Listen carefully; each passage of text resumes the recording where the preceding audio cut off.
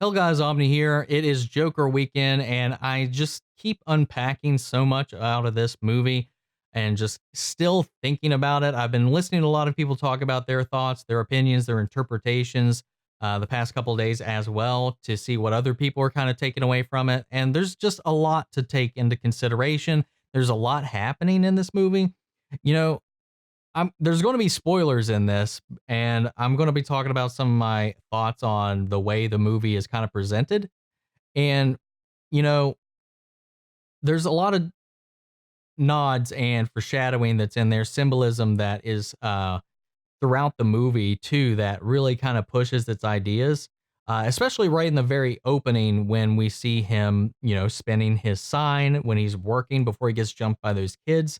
The sign itself, which I didn't pay any mind to until somebody pointed it out, was that, the sign does say, like, everything must go. And what happens by the end of the movie? Arthur lets go of everything.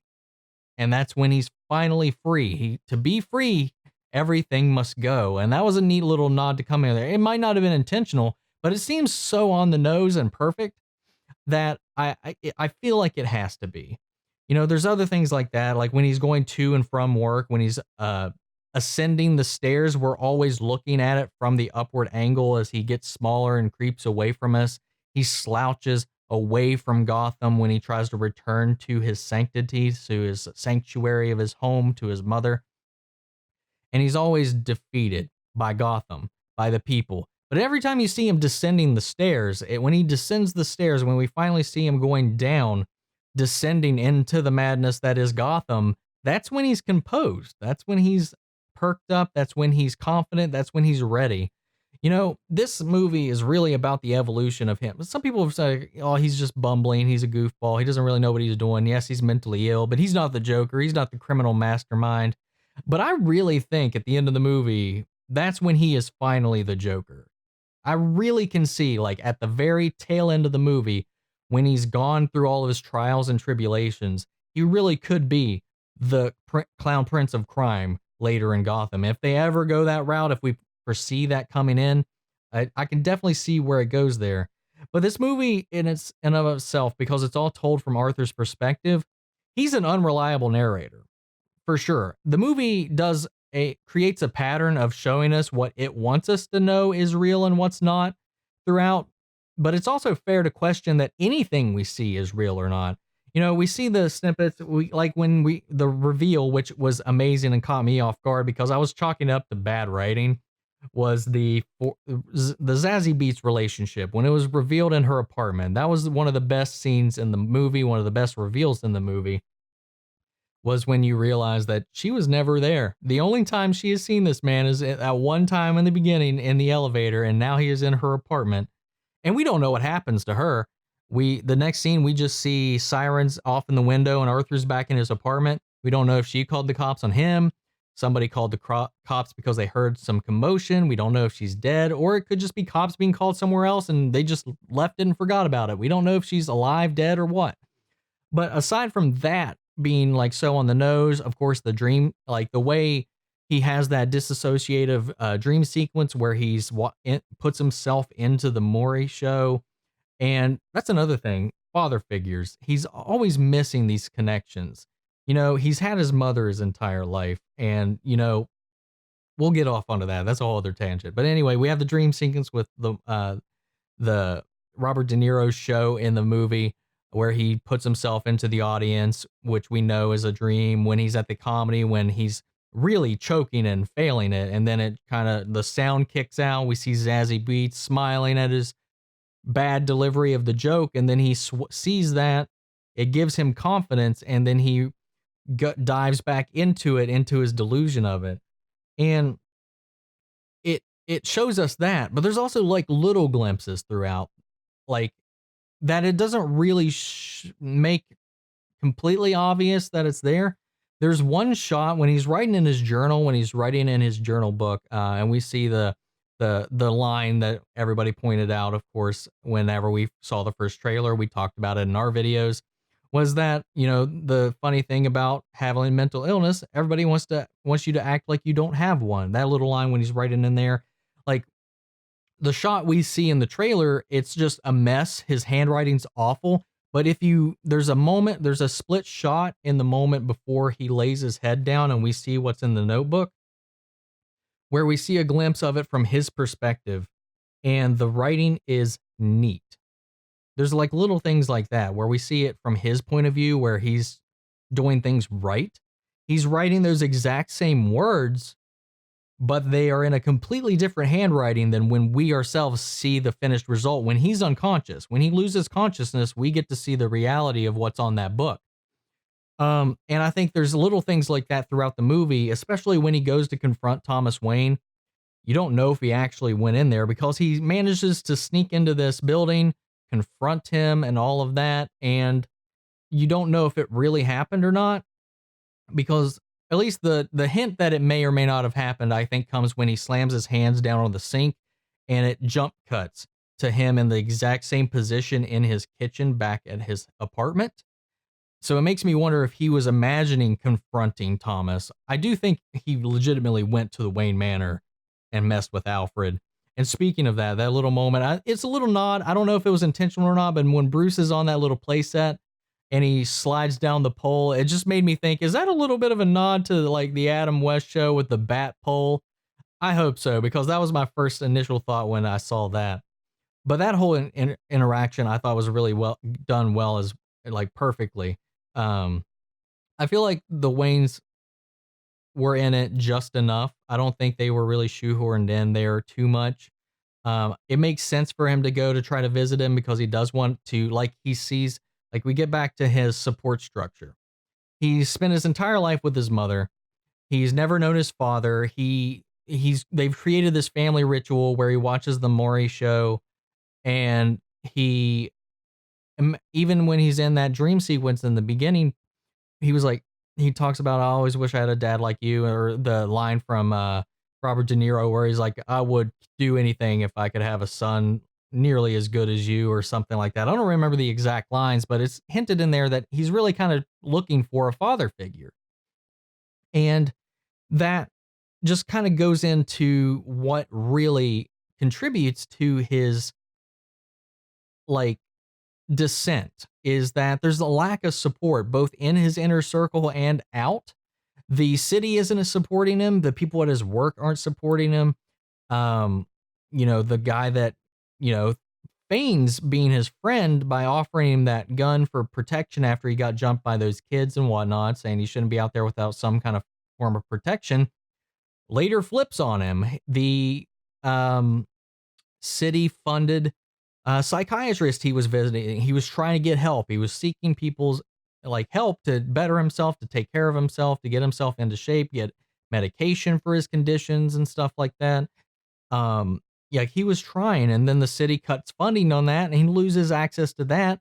He runs out of medication throughout the movie, and then, his mother is also, as sweet as she appears to be, she doesn't support him, and she almost is using him. She uses her own delusions and pushes them onto him as well by, putting all of her faith into Thomas Wayne and all of that. She's projecting her own delusions onto him, which also, that whole thing with her and Thomas, we don't know if that's real. There's some clues in the movie tells us by the end of it, at least the movie wants us to believe that he was adopted, that she's crazy.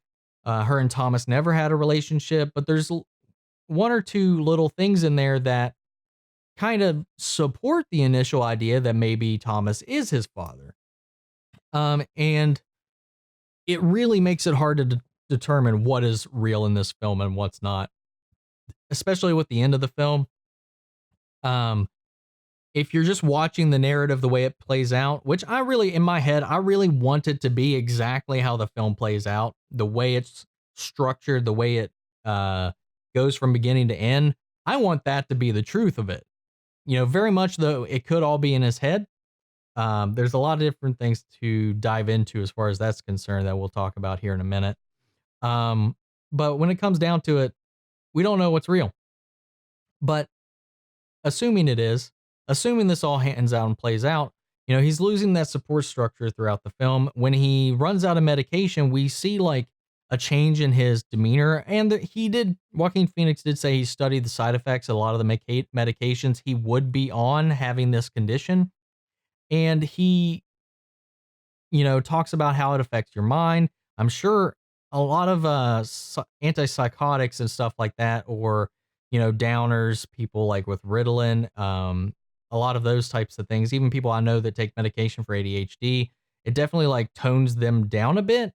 And he always seems a little more awkward when he's on his medication, and he even to a point starts to gain some more clarity throughout. Even when he's talking to his coworkers that come to visit him after he learns the truth about his mother, the quote unquote truth, um, that he feels good. He's not taking his meds anymore and stuff like that. So like we see that progression where he's just like he's not fighting what he is anymore.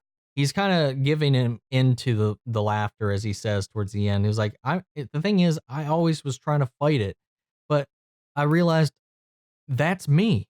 The laughing is me. And it really just plays out. And you even see like before that, like he's not really in sync with everybody else. Like when you see him like mimicking the talk show host when he's trying to practice for his act, when he's trying to practice for being on the talk show. We see him mimicking people, and when he's in the comedy club watching the comedians, he's writing down very superficial things that he's doing.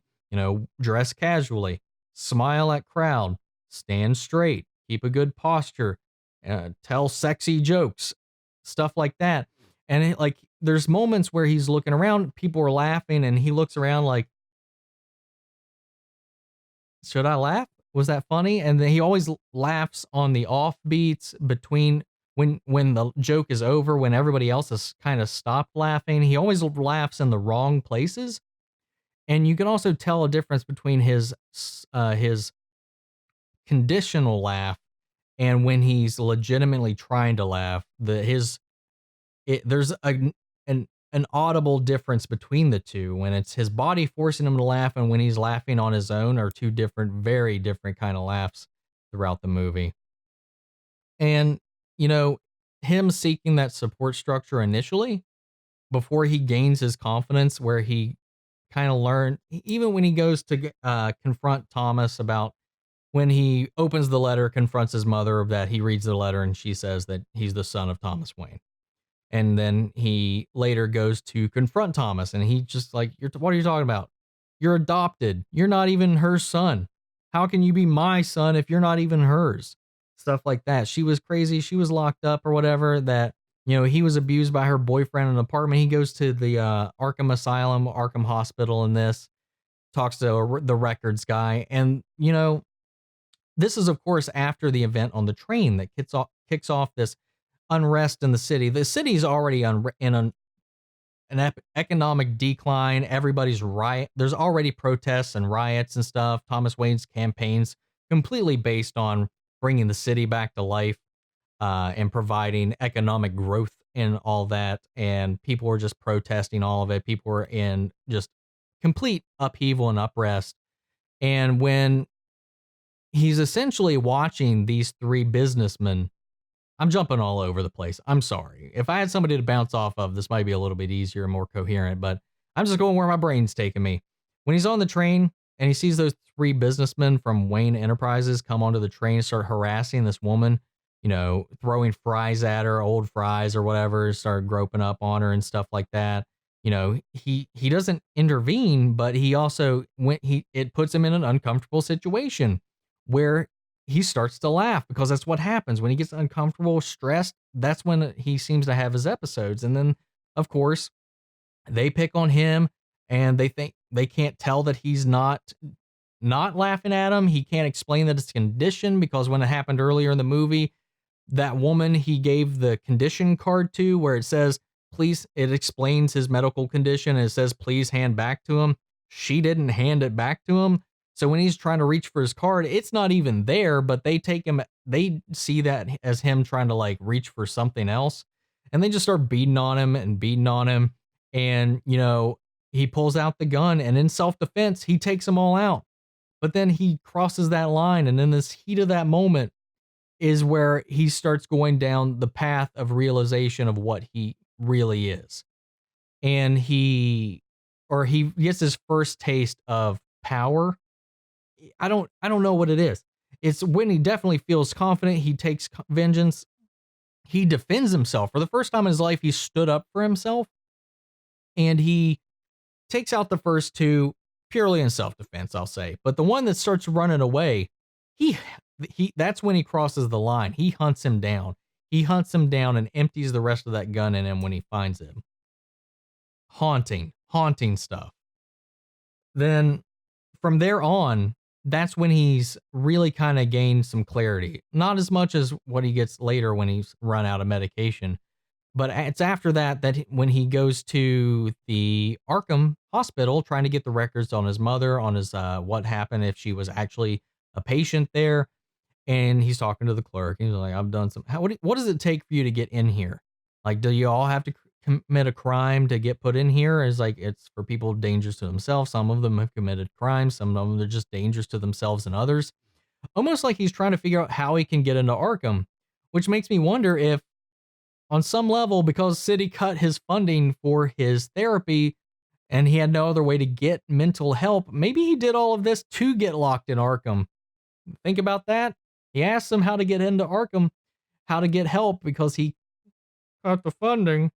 And, by the end of it, everything he does gets him locked up and gets him psychiatric help. But he gets his mother's records. He learns that she was put in there for being delusional, for being having delusions of grandeur, being abusive, neglectful, narcissistic disorder. And then it explains all the trauma that happened to him, which I'm sure he wasn't completely aware of. He finds out he was abused. He suffered massive head trauma because of her relationship with a boyfriend. At least that's what the report says. He's been chained. He was found chained to a radiator, and just the neglect of his mother. There's a little line in there that did mention Thomas Wayne. She did work for him for a time, which kind of leaves it open to wonder if any of this is even true, if any of that is even true. And we later find when he's getting ready for the talk show, he's doing his clown makeup at his mother's makeup table, and he sees a picture of a young her, and he flips it over, and on the back, it says, "Love your smile, TW, Thomas Wayne." Some other people pointed out that it doesn't match her handwriting from the letter, so it would be from Thomas. It could have just been a nice, friendly little letter, or maybe there was actually something there. Thomas Wayne is a powerful person in Gotham. He could easily had bought off or forged those documents to get her locked up to save his reputation. I could definitely see that happening, but the movie tells us that's not the case. And by that point in the film where we see that little bit of evidence to the contrary, at that point, Arthur doesn't care. He's already killed his mother for what she had done to him, what she had put him through, her lying to him his entire life. And he kills her, wipes her out of that. And by this point, even if that was true, he doesn't care anymore. He doesn't care about anything or anyone at that point. And one of the best scenes in the movie, though, he's only got the white on his face, and the buddy that sold him out and sold him that gun shows up to give his condolences for hearing that his mother had passed. And when he locks the chain link on the door to the apartment when they come in, and we see that before he went to the door, he grabbed those scissors, and he's like, "Oh, that's like," it was like, "No," it was like, we're sorry to hear about your mother." And he's like, "No, I'm doing fine. I'm actually celebrating. And I've never felt better. I'm not on my medication." And you see that he's just like living in it. He's just finally feeling comfortable with himself because he's just lost everything. He's lost everything. His mother lied to him, let him down. The city cut funding on the only way he was getting help.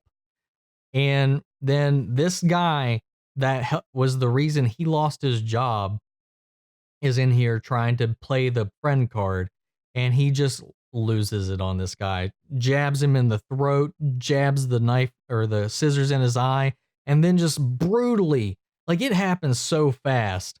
Like you're waiting for it. You can see the tension on it. That was one of the creepiest imageries too, of him like sprawled out with just the white face, like contorted. It's eerie when that he's in that pose, and then he just goes at this guy. There was a little person at their little clown business that also got picked on all the time, and was the only person that was ever really nice to him. Who was there with him? His friend was with that guy as well, coming to give his condolences for Arthur's mother as well. And he's just watching in terror as the big dude's just getting like gored and his head smashed into the wall, and there's just blood everywhere. Arthur's got blood all over him, and he's just sitting there like, Arthur, no. He doesn't know if Arthur's going to go after him, and he's just sitting there. He's like, and he's just telling him it's okay. He's like, you can leave. You don't know if for a minute you're like, oh, is he going to kill him too? Oh, don't do it. Don't do it, man. And he does the blah jump scare as he's crossing his legs and just like laughs because he just was messing with him. But then he gets to the door, and remember, he had put the chain lock on it, and he's a little person and he can't reach it. He can't reach the chain link. And that is the perfect Joker moment. And everybody laughed, but it was such an uncomfortable laugh. And at that point, you're so concerned and you don't know. And it seemed like such a thoughtful thing to do that you're wondering if he did that on purpose. And then he goes to unlock it and let him out.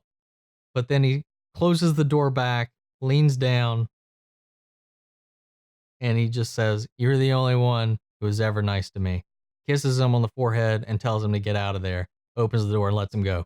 The only, like, I really feel like that was in there to really give us like a little bit of a breath of a relief, but it also shows that there is still some kind of like machinations going on in his head. Like Arthur really transforms in this movie. There is an evolution of his character the more he lets go. By the time he's let go of everything, he's the most comfortable he's ever been in his life. And again, this movie's not glorifying that. The movie's telling this entire story from his point of view. After that point, and like you even cut back to it when before his mother passed away, like he even like lies to the cops when they come to him, ask him questions about the killings on the subway, and he just lies, and like he's so swagger about it until he walks into the glass door because it didn't open. It was an automatic door, but it was exit only, so he just bashes right into the window. You know, he tried, but he was doing pretty good. He can be coherent. We see it even when he's doing his when he's clowning, when he's doing his clown act. He is confident when he's dancing. He's confident with his bodily functions, his movement. He's confident until it comes down to socializing or trying to pretend to be something that he's not. And that's when it's hard for him, when he's trying to integrate into a society that he literally just cannot fit in, is when he's awkward. And when he gets invited onto the Maury show after he sees that they've already made fun of him earlier in the film, and you know, he starts planning out his suicide, which he's been suicidal throughout the entire movie. His therapist was calling him out on his diary, which was talking about, I hope my death makes much more sense than my life. Always thinking about suicidal thoughts throughout the movie. There's a lot of hints that he's talking about that. He's mimics blowing his brains out multiple times throughout the movie. And even when he's prepping to go on the show, his initial plan is to go on the show and kill himself. His initial plan isn't to go in there and hurt anybody else. He's really just wants to go into the show, call them out for what they were doing, and just as a part of the joke, the big joke on everybody, he was going to blow his brains out. But I think that even despite knowing all that, despite bringing this guy on their show due to audience request, Maury still makes fun of him before he introduces him. And I think it's at that moment when Arthur, just decides, I'm not killing myself. I think it's only at that moment that he flips the script and his plan, because you see the mood in his eyes change when he's being made fun of in his introduction, when he's being brought on as a guest. And this is the most hauntingly, shockingly real part of the whole film to me, is when he's on there and he's just letting it loose. If I was, if this was Thomas Wayne dead on the sidewalk, you like everybody whines and moans because, or these people were the people that he admits to killing the people on the train on live television. And he just lets them have it. He was like, the only reason you brought me on here was to make fun of me. Those people that I killed, they were just what you mourn, you weep, you didn't know them only because Thomas Wayne shed a few tears over them that you gave a crap. I was like, if that was me on the streets dying in my own blood, you just step right on over me and ignore it. And like talks about how we kind of like hold up celebrities and all this stuff in a way more than we do other people, that we have these figures, these idolizations, these signs of distraction that keep us from paying any mind to people around us, people who are actually suffering and need our help, which is the whole theme of the movie, is that no one's been there to help him. If he had had some support structure throughout his entire life, maybe things would be different. If he had had proper help, proper support his entire life, he wouldn't be in this situation. Entire movie, he's looking for somebody to give him a hand, to hold out their hand for him. And at every turn, everyone fails him. And it's in that moment where he calls him out for bringing him on here as being a terrible person himself, that the world is the joke, that he's finally free. He's not ashamed of anything he's done because in his eyes, they all deserved it. And he calls out Murray and he just snap, bam, blows his brains out. And that was like, we all knew it was coming, but it happened so fast, so fast. It was so good. Oh man, it was so hauntingly, shockingly real. And then he gets tackled on the screen as he's walks into the camera and is like, that's life. And he gets cut off, and then you see the feed, and we know that all happens, at least because now we're going third party, so we know this isn't Arthur's perspective because we're seeing all the different news monitors, newsreels playing this off, and we're seeing how different aspects of that whole interview playing out, and how it played out on the screen is how it plays out in each one of those things. So we can assume that what happened on there actually happens. He gets tackled. He just puts it in the police car. He's being driven off. There are riots in the street, people watching the news, the people that are supporting this clown movement because somebody in clown makeup killed those rich Wall Street jerks. And in the civil unrest, there's just the people that were already protesting the city are now taking up the mantle of the clown makeup and mask in support of him standing up for them, even though he gives no craps about it. Everything he does in this was with no goal, no intent, no greater purpose than serving his own. But that's not how the public perceived it. These people are worshiping him as if he's a deity, as if he's some messiah, some symbol of freedom, in the way that Batman wants to be. And if you assume that this goes later, that he becomes a symbol for these people that don't have one, that are being beaten down by this city as well. And in the cop car, he's seeing people just take over Gotham, destroying everything. He's driving the cop car. And we see people busting through stores, busting through everything. And then we see a theater playing a Zorro movie. And we're just like, you know what that means if you're a Batman fan at all. And the Waynes come running out with Bruce, and they run down as everything's just going crazy, and they go off into Crime Alley for some reason, but we all know. And this is honestly the one bit of the movie that I feel like we didn't need to see them get shot.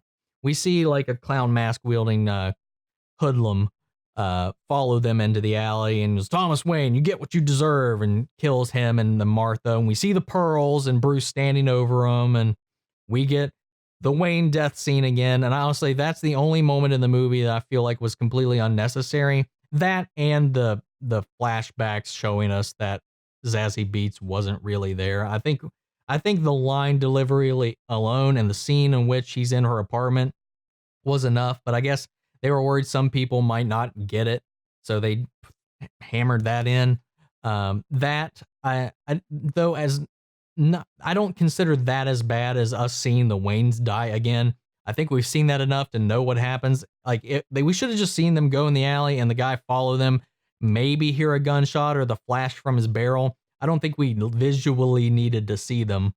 That aside, in the rioting, the riots, the massive mayhem, a police or not a police, an ambulance crashes into their police car, which was stolen by another clown person wearing the clown mask, and he sees that who was in the police car. He sees that this is the person that started our movement, and he pulls them out of the wreckage.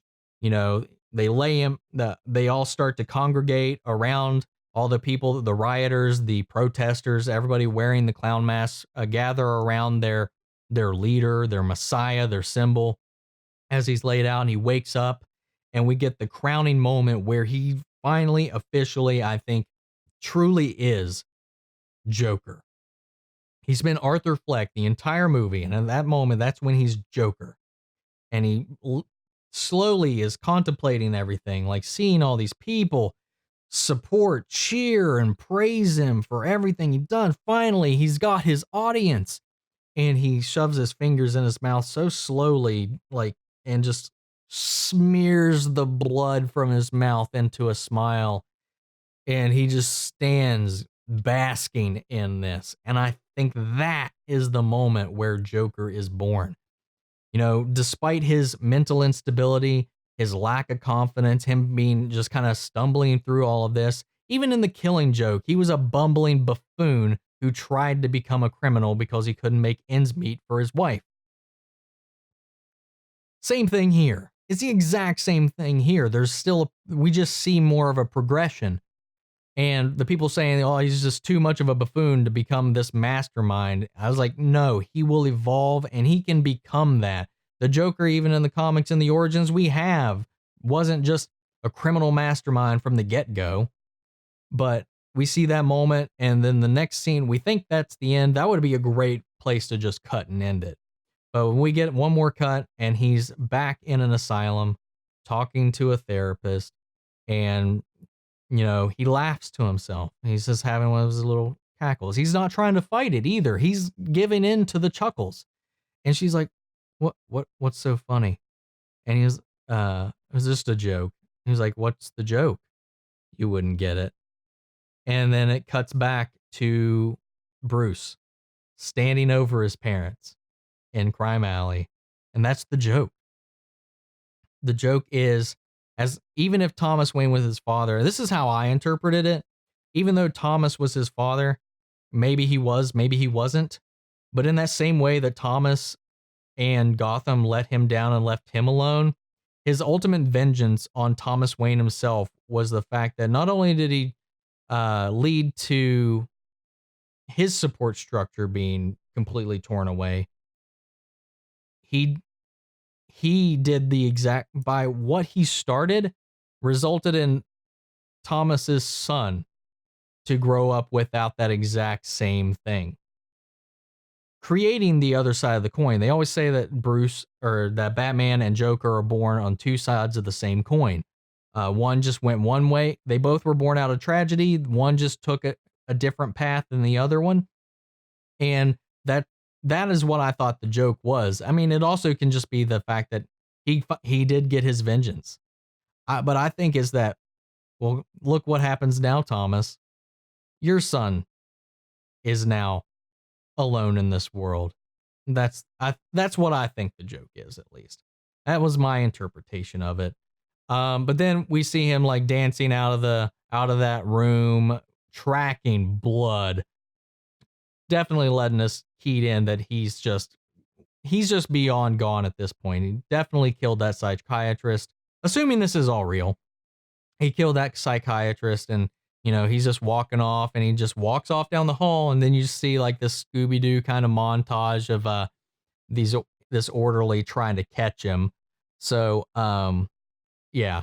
And that's when it comes in because it parallels to one moment to back in the beginning where he's talking to the psychiatrist, the other psychiatrist, and they pan back to him being in a similar looking building, bashing his head on the window. Some people are thinking that maybe he's just been in the asylum the entire time. Um, Maybe none of this is real. Maybe everything played out exactly like it did. Um, I personally think that him standing on the cop car and doing the blood thing was probably in his own mind when he was unconscious. I think that he either got I would love for that to actually be what happened though, because that is just awesome and that visual is just perfect. But what I kind of took away from it was like probably they just drove him off in the cop car and he ended up in Arkham. And that's the ending that he sees in his head for himself. Or at least that's how it was a metaphorical representation of what he started in Gotham rather than what actually happened. Regardless, he ended up in Gotham or in Arkham. And one theory or thought that some people were thinking, because like if they do try to tie this in later, some people were talking about the age differences because based on the ages of Thomas and his mother, Arthur would have to really be in like his 30s at this point. Because we don't. One thing that was left uncertain is if the whole movie is him recounting these events, or if we're seeing them as they unfold, like if we're following from beginning to end, or if the end is the realization that he's recounting everything or remembering everything that got him into Arkham at the end of the movie, or if that's just the end point. If it's him remembering everything, somebody pointed out that it's very likely that if we're seeing a memory of of everything that happened that got him into Arkham, that he could be superimposing his current self into the memory so that the version of Arthur we're seeing throughout this film is the present day Arthur, but really the the Arthur in reality and the actual time that these took place was much younger. Because someone kind of attributed it to like when we dream about something that happened in our past, we usually see ourselves not as our younger self, but as our current self. And I can say I've had that kind of dream before a lot myself, and that's kind of the case with me. So I can kind of see that. So maybe it's, he's remembering these past events in which he was at a younger age, maybe 10 years ago, 5 years ago.